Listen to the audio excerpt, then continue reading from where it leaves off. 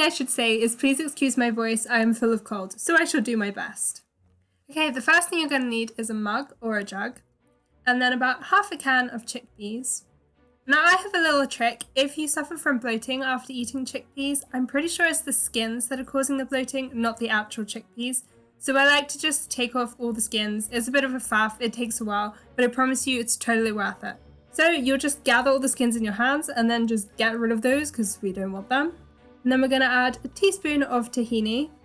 It should be runnier than that, but that's a really old jar. And then I'm going to squeeze in some lemon. Squeezing in about a quarter of a lemon. Just go with your taste buds. I like mine quite lemony, so actually I'm probably doing like half a lemon.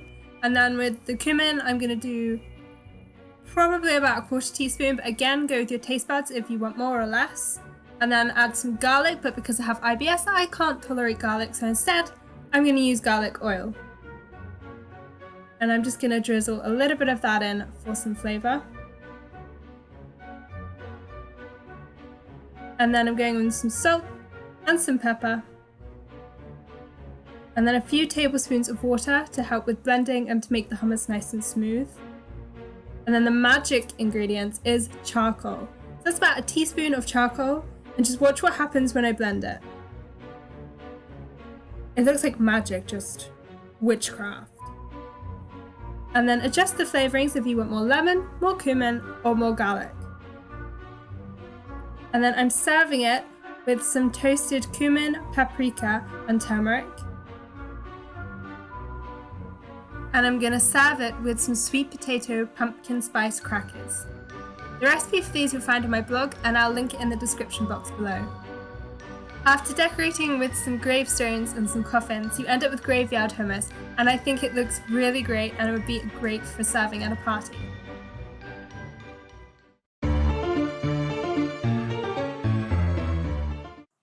Grab yourself some apples and a knife, and we're just going to slice about 1/2 inch thick slices, enough to be able to shove a lolly stick in them. And then obviously grab yourself some lolly sticks. And I'm going to use some kitchen paper just to soak up the moisture, which is going to help stop the apples from browning, and most importantly, stop all your toppings from just sliding off. So really squeeze out all the excess moisture. And then go ahead and shove the lolly sticks in. I found it a little bit hard, so I actually used the knife just to make a little hole in the bottom before inserting the lolly stick. And then I've made some chocolate, so that's just some coconut oil, some cacao powder, and some maple syrup and a pinch of salt. But you could just melt any old dark chocolate. And then I'm using a butter spreader just to smooth the surface so we get a nice even coating. And ideally you'd do the reverse too and let it set, but I was kind of impatient. So I'm just going to put them in the fridge or the freezer and just allow them to set and harden, like so. And then I've got some delicious date caramel sauce, and I will link the recipe for this in the description box below. And I'm just going to drizzle that over. I'm so sorry that my arm just gets in the way, but there are cupboards on the counter, so I can't fit the camera on the counter. Anyway, that is some crushed peanuts that I'm sprinkling over top, just because I want a little crunch too, and voila!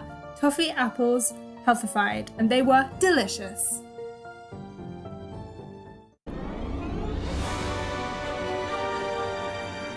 It ain't no party without alcohol, am I right? Okay, grab yourself some raspberries. I've just got frozen raspberries, some syringes, and some shot glasses, or just little glasses, whatever you can find. And then some sort of clear liquid. I've got gin and I've got vodka. I took a couple of handfuls of the raspberries and I just put them in the microwave until they all mushed down. Then I'm adding some water just to make it a little bit more liquid and less like a jam and more like a runny puree. And then set that aside, get your syringes and your glasses and pour in your alcohol of choice. I'm using gin because if I use vodka, my mum might actually kill me. So then we're just going to fill the syringes with that puree. Don't worry if it spills, it tends to. Just about halfway, and pop the lid on and put the syringe into the glass so that your gas can inject it in. And I'm just doing the same with the other one. Some of the puree will just leak into the drink, but that's fine because it looks really cool and it looks like blood, and that's the effect that we're going for. just pop that into the glass too. And then if you have leftover puree, just add some chia seeds. That was probably too many chia seeds. And a pinch of cinnamon, and mix it all together, and you will be left with chia jam if you just leave it in the fridge to thicken up. But yeah, I've put too much chia in, so that needs some more liquid because the chia will absorb so much liquid. But yeah, that's jam. There you have some boozy blood shots, which would be a really fun addition to any party. I really hope that you enjoyed this video. If you did, please go ahead and give it a thumbs up. Hit the subscribe button and the little bell icon so that you get notified when I post a new video. Well, that's a wrap.